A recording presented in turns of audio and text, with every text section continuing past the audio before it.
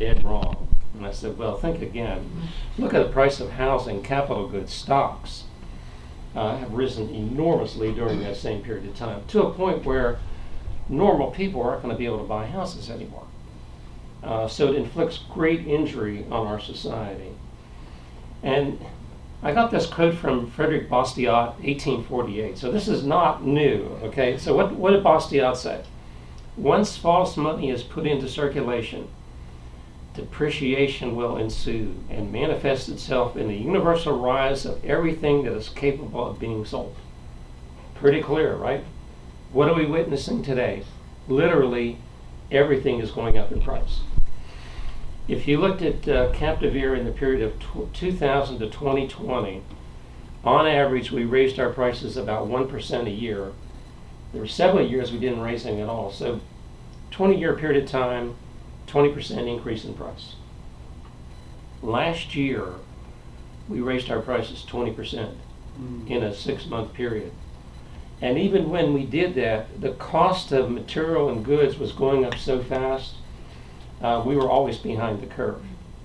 So one of the things this inflation does, entrepreneurs calculate, they scheme how to destroy their competitors by selling at lower costs, by being more efficient.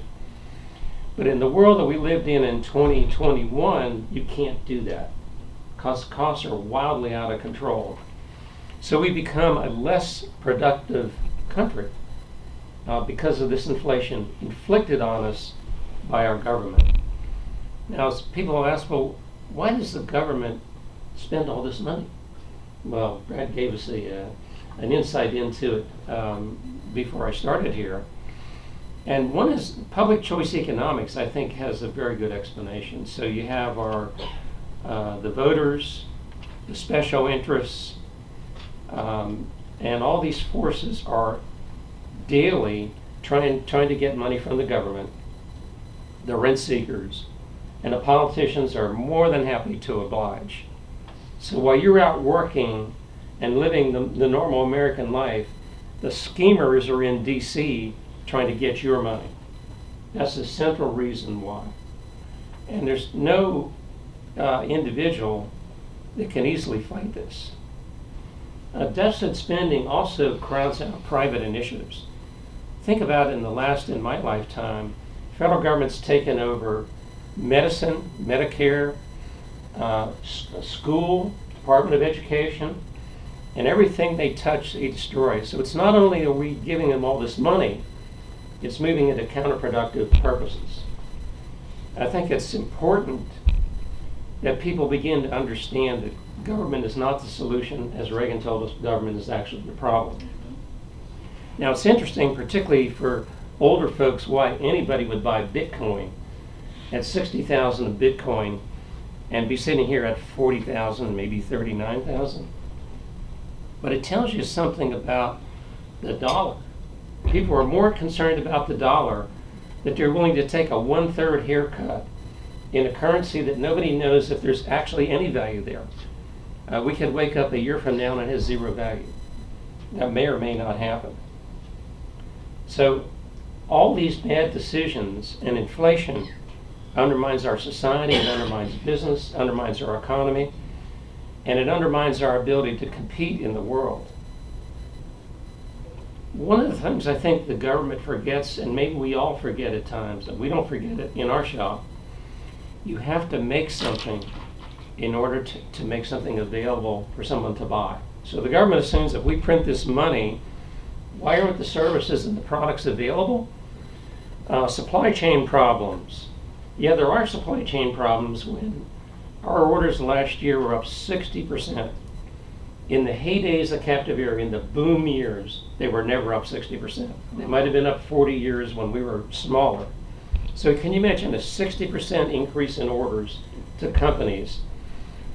Yeah, there's going to be shortages. There's going to be tremendous shortages. So you have this massive amount of money flooding in to the system, creating inflation.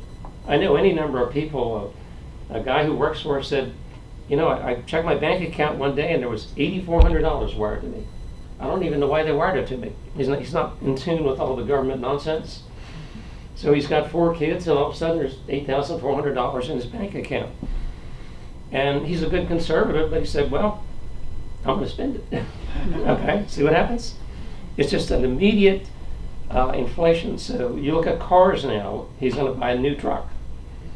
Except he found out you actually can't buy a new truck right now because everybody else is buying the new trucks.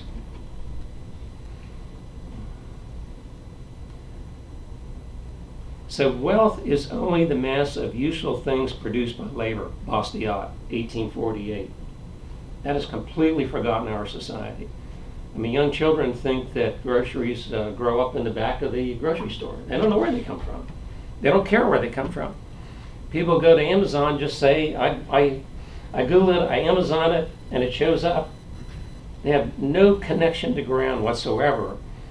Whereas if you go back to the 1950s and 60s when I grew up, you had to do some work to get something. That's long since gone. In the 19th century, we did have a central bank for a short period of time. President Jackson took care of that. But for most of the 19th century, we didn't have a central bank. And even when we did, they weren't like the crazy Fed that was around today.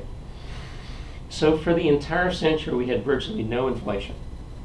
Now think about it. In a century, 100 years, no inflation, no central bank as we know it today. And even fast forward when we had a Fed during the reign of Calvin Coolidge from 1924 until 1928, he actually reduced spending in real dollars, not in modern terms. So he was spending fewer dollars in 28 than he spent in 24. We had no inflation, zero inflation. Now the Fed was beginning to pump money, and obviously we know we had a crash in 1929. But and once Coolidge described Hoover as a man who had solutions looking for problems. And his solution was we would raise taxes from the 25% marginal rate, which Coolidge called the scientific taxation rate, to 63%. So can you imagine if your taxes doubled and then some more overnight? And then to make it really painful, he signed Smoot-Hawley, which put most tariffs over 60%, and 2/3 of the international trade just dropped out because other countries followed suit. So when people say, well, we don't really know what happened in the Great Recession, Bernanke was the expert on the recession or the Great Depression. It's really laughable when you think about it on the surface. What did Bernanke know about the recession, and did he act accordingly? You'll see from a comment coming up, he absolutely did not.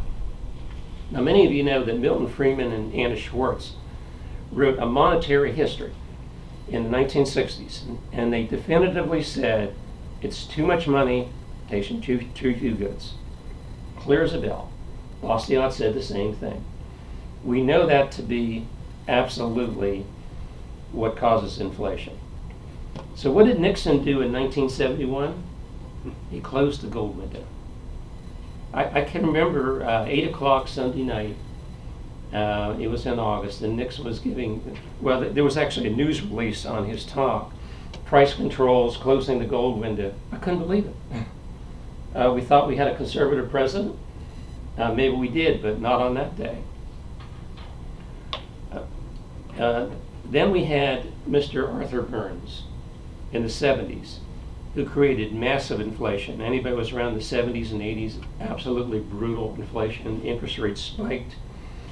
Thankfully, we got Paul Volcker, who administered maximum pain. CaptiveAire in 1981 was paying 24% interest to Southern National Bank. And so the big thing is, could we just get enough money? Our profits were paying interest. Thankfully, Volcker was able to work us out of that, and pretty bad times. And it seems like we're headed back in there if there's not faster action by the Fed. There was an economist, Meltzer, who wrote a definitive study on what happened in the 80s. Same conclusion as Milton Friedman. Too much money chasing too few goods. There's no dispute of material facts. Now you'll love this one.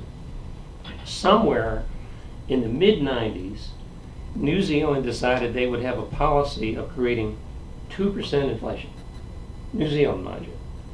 And then it spread around and somehow got up to Canada and they enacted it. But our friend Ben Bernanke, who was the expert on the Depression, enshrined it as federal policy, Fed policy, 2012, to create 2% inflation. Can you imagine this? There are over 400 PhD economists at the Fed. And my comment is, would any self-respecting economist destroy our currency and still collect their check at the Fed? They're pitiful. I heard someone at an economic conference put his hand up and said, I used to be an economist at the Fed.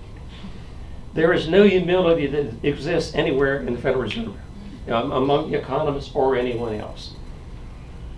Sometime back, I talked to one of the Fed economists in the Richmond division, and I said to him, what are your problems up there? Why can't you recognize that we're moving into much more than 2% inflation? Here's what he said.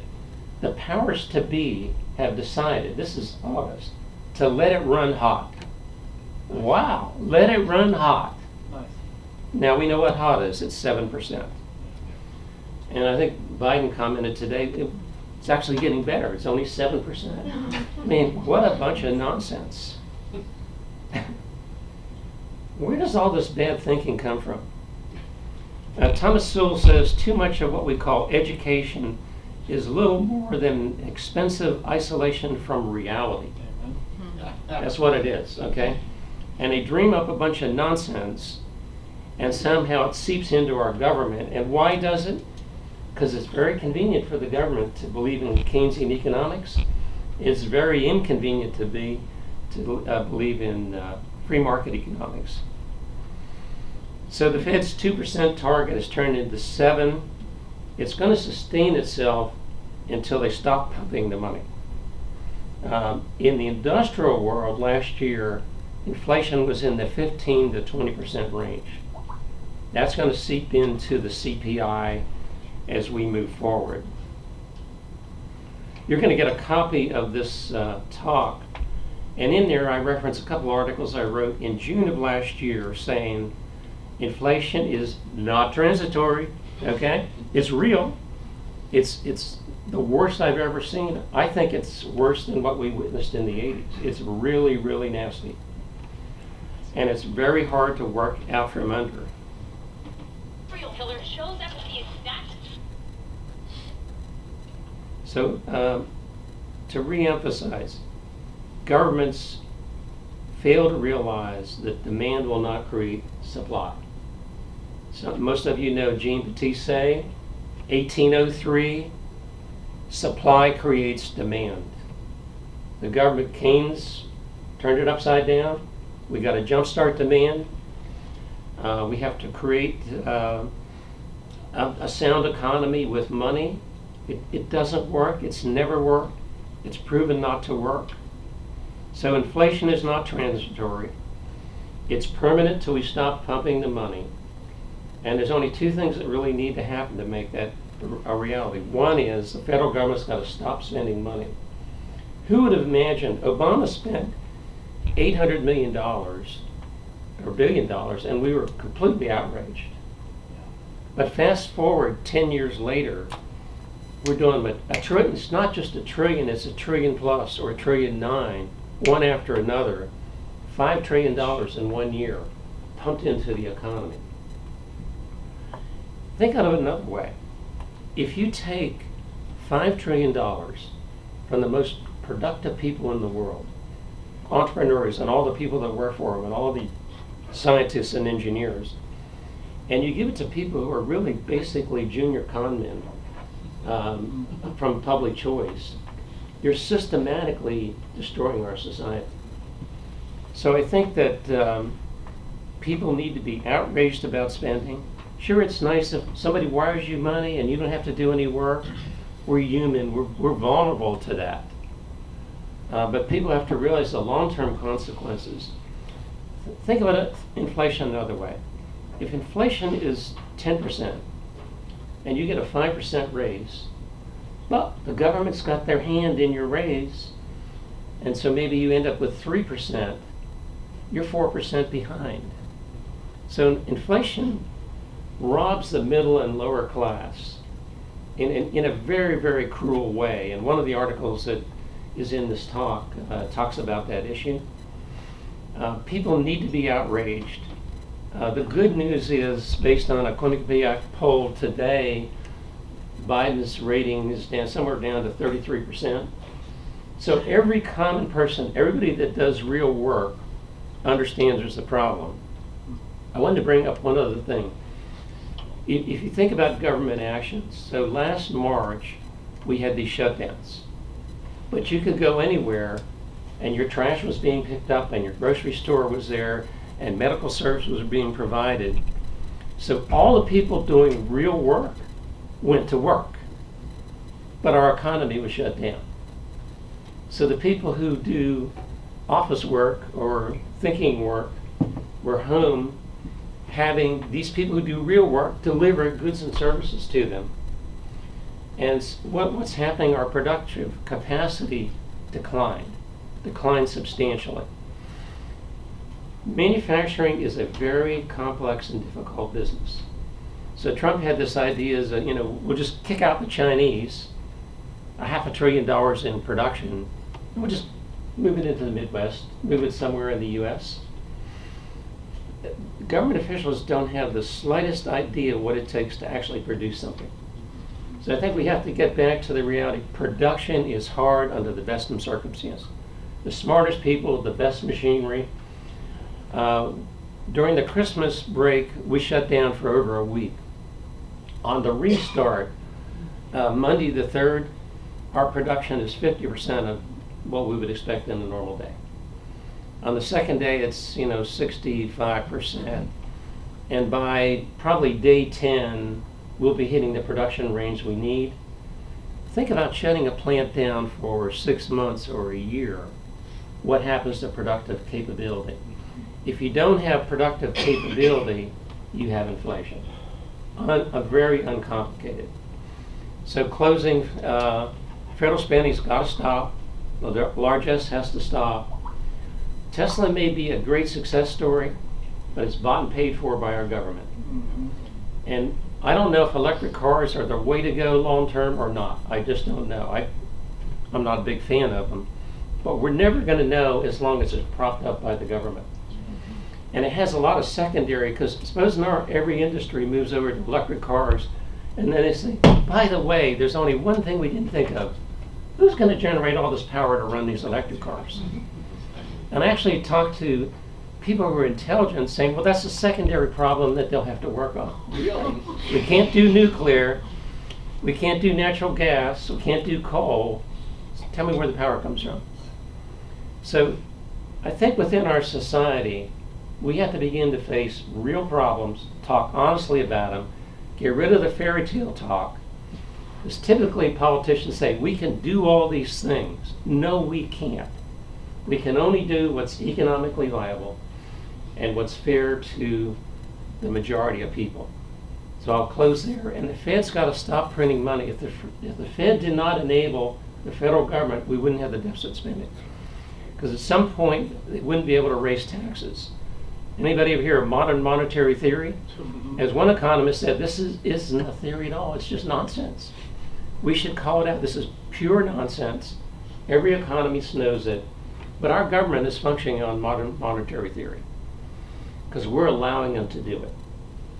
So I'll appoint you guys as a committee of 30 to get this problem resolved. Thank you very much. I'll take questions. Bob, ready up for a little bit of Q&A? Yeah. Okay, great. So we can do that for 15 minutes. Does that sound cool? Yeah. All right, let's take questions from the audience. Just go for it. Well, thoughts on why CEOs have become more woke over the last decades? One is they have no courage. None. Okay, and they should be called out for it.